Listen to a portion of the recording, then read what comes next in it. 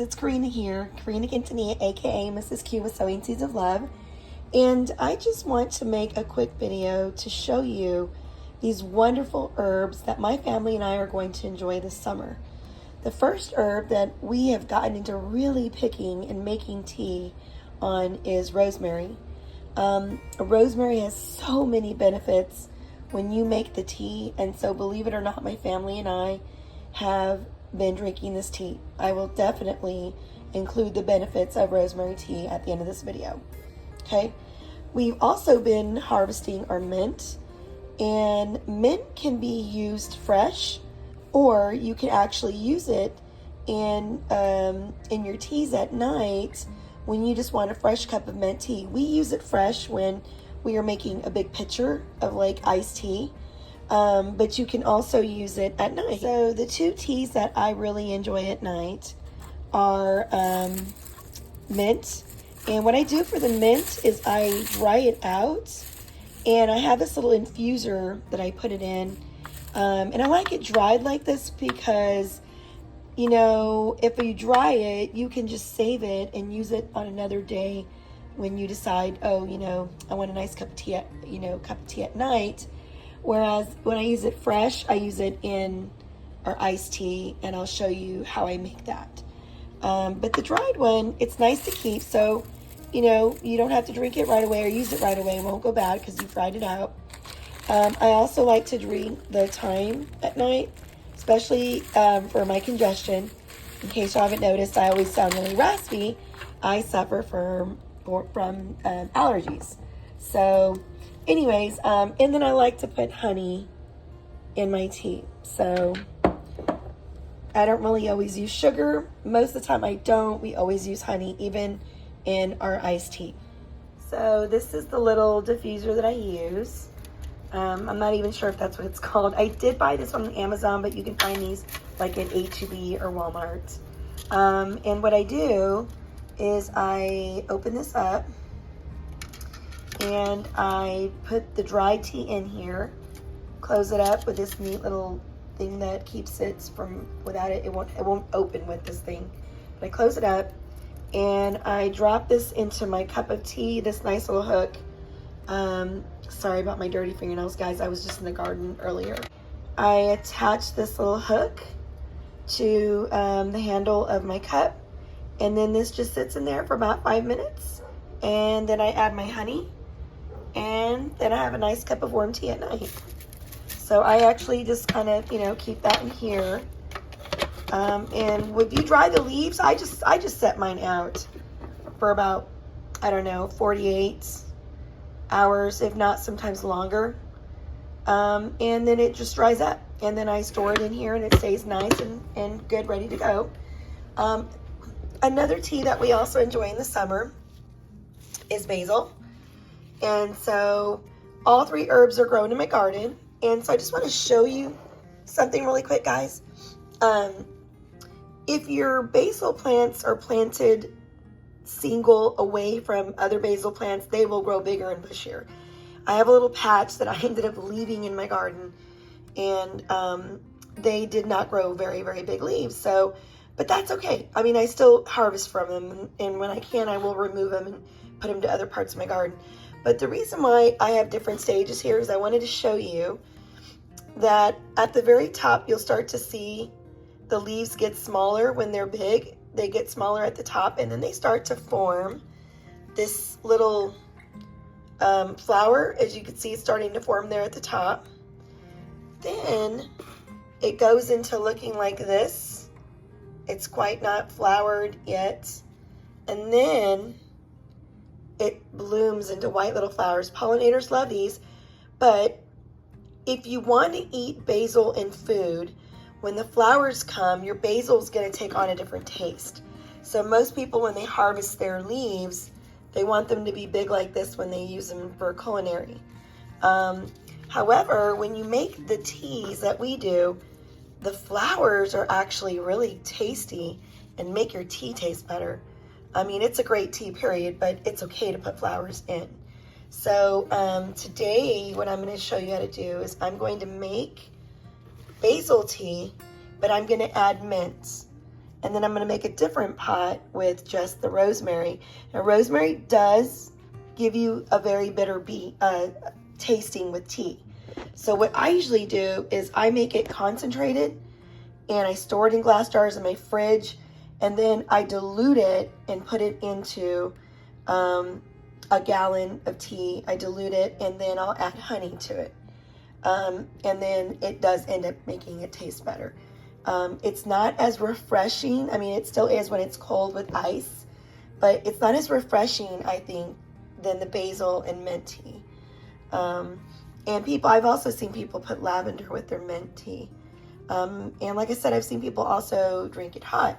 So you can use the fresh, like to put it in even like mojitos, or I've seen people even make their hot tea. However, the only reason I make it dry for my hot tea is because I'm able to save it longer. Whereas if it's fresh, you have to use it probably like within the next 48 hours, unless you refrigerate it, because it will wilt if it's not refrigerated. And all of these herbs can be refrigerated. In fact, my friend Kelly gave me a really nice, I guess it's like a preserver for herbs. And let me show you, it's in my fridge. Let me show you how I've used it. So my friend purchased this really nice, I guess it preserves your herbs. Right now I have dill in here. Sorry about the condensation because I just took it out of the fridge. But I have herbs in here right now. What I have in here is dill. Dill lasts really good, especially if you keep the stem longer. Dill lasts good. So I preserved my herbs in this before. I've done mint in here. I've gotten longer stems where I've done the basil, but the dill usually preserves really well in that. Also, cilantro works if you put cilantro in there. She got this off of QVC, I think. So yeah. I wanted to show you about mint is that you're going to want to grow mint in pots, not in your garden, because it is invasive. Let me explain why. Today when I was harvesting, I accidentally pulled a sprig out that had the roots. So I know I did a video recently on sweet potatoes, how you can stick these in water and they will root. But let me show you something really cool. I actually started these sprigs for some of my coworkers, for Cynthia and Jennifer. But I want to show you something. Not only do you see roots, but notice how you see the baby plants coming out from the root area. This is why mint could be super duper invasive, because not only are you growing what's on top, but the roots down below are constantly sending shoots upward, and they will sprawl all along your garden and take it over. So it's constantly growing, and you keep harvesting and harvesting, and it'll grow more and more and more. So please keep it in a really large pot and just keep on watering it, and you will have mint growing like crazy. Toward the end of the video, I'm going to go ahead and show you the spaces in my garden where I'm growing these things. So I found another one today. Well, I accidentally uprooted this. So I'm going to stick this in here. I will be putting these in pots probably within the next week for my friends that I work with at Musical Sprouts. So, yeah, I'll be giving these to them. So, lots of great information. Herbs are very healthy for you. Like I said at the end of the video, I will give you some benefits, and I will show you the growing spaces that I have them in. Okay? Now, we're going to head right now to make some tea. For 1 cup of water, you usually put about a sprig. I like to make it in a big pot, and I make it very concentrated. So I usually take about 12 to 14 sprigs. And what I do is I have to turn this on and boil the water first. Once the water's boiled, you turn it off, you put your sprigs in, and you let them just sit in there for probably about 2 hours, covered with the lid. Sometimes I'll leave it overnight just because I want more flavor in it, but it's gonna make it very dark. And it's just, like I said, you could dilute it right then and there by cutting this in half and putting it in a gallon. But I like to keep it in glass jars because sometimes in our refrigerator we don't have a big enough space in there to keep the gallon of water or of tea. So my husband likes to just keep it in a jar, and then he'll add it to his like big cup of ice, and add some honey to it and drink it like that. So we're gonna let this boil, and then I'm gonna put the sprigs in while I get the other pot ready for the basil and mint. I also forgot to tell you that you can dry after you wash. Well, you're supposed to wash all your herbs first. I usually wash these and then let them dry on a paper towel. So that they've already done that. I did end up washing already the mint, and now I'm about to wash the basil. However, I just forgot to tell you too that if you dry it, you can also infuse your oils with them. So this is olive oil. We dried up some rosemary. And you can also dry up rosemary too and also make it hot tea. But the only reason why we really like to dry it up is we like to infuse our oils with it. Okay, so I'm using a bigger pot. And in this pot, I put 10 cups of water. And I've already washed my mint and my basil. And what I've done is, I guess depending on the size of your hands, but I'm just kidding. Honestly, it doesn't matter. I just take a handful, big old handful of basil leaves and a handful of mint. Okay, and I'm going to put both of them in there. And I know what you're probably thinking, like, what? That's going to be strong. But once again, I like to make it concentrated. And I will dilute this as well. But rosemary is just definitely a stronger herb. If you even smell it, it smells almost very woodsy, like a Christmas tree. This is almost at a boil. So as soon as it gets to a full boil, I'll turn it off, put my rosemary in. I'm going to wait for this one to also do the same thing. I'm going to let it boil, and then I'm going to add both of these herbs. Okay, water's come to a boil. Turning it off. Putting in my sprigs of rosemary. I'm going to let them seep or steep. What's the word? Seep or steep? I'm just going to say I'm going to let them soak in here.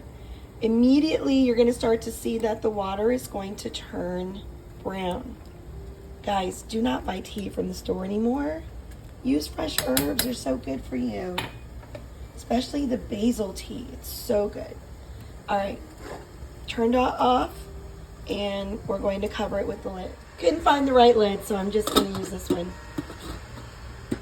It covers it. It'll work. And you can also add lemon to your wonderful summer teas. Okay, water is boiling for my mint and my basil tea. I'm going to go ahead and put the basil in and put the mint in, and I'm going to turn it off and just make sure that they're all nice in there. And I'm going to let this sit for a couple of hours, and sometimes if I forget it, I just leave it overnight. It's not going to hurt it. It's only going to take those flavors out and make an even stronger tea.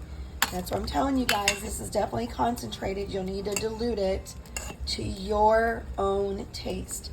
I'm not going to give you the recipe for that. You're just going to have to play with it. I do store them in glass jars in my fridge. It just stores a whole lot easier in there, and then we just make tea when we want it. All right, I'm going to go ahead and put the top on it. The heat is off. I'm going to let it sit on the heat like that. I mean, on the stove, right where it was cooking, and let it do its magic. Oh, it smells so good in here already. So good. You'll start to see the colors changing. I'll come back and check in a couple of hours, and I may just leave it overnight. And then I'm going to store them in glass jars, and we will dilute them as we want this different kinds of tea. I'll label them, and they'll be ready to go. Summer teas, guys. Don't buy tea from the store, especially if you can grow your own herbs. Look, guys, it hasn't even been 10 minutes, and this one's already changing colors. It really does turn brown like tea. Everyone freaked out like, what? Yep. Turns brown. Oh, it smells good in here. Okay, so this is like about 3 hours later. Almost close to like 3.5. And if you can see, this tea is nice and brown. So it's late, guys. I'm going to get to bed, so I think I'm just going to let it sit here overnight, and then I will put it in the jars.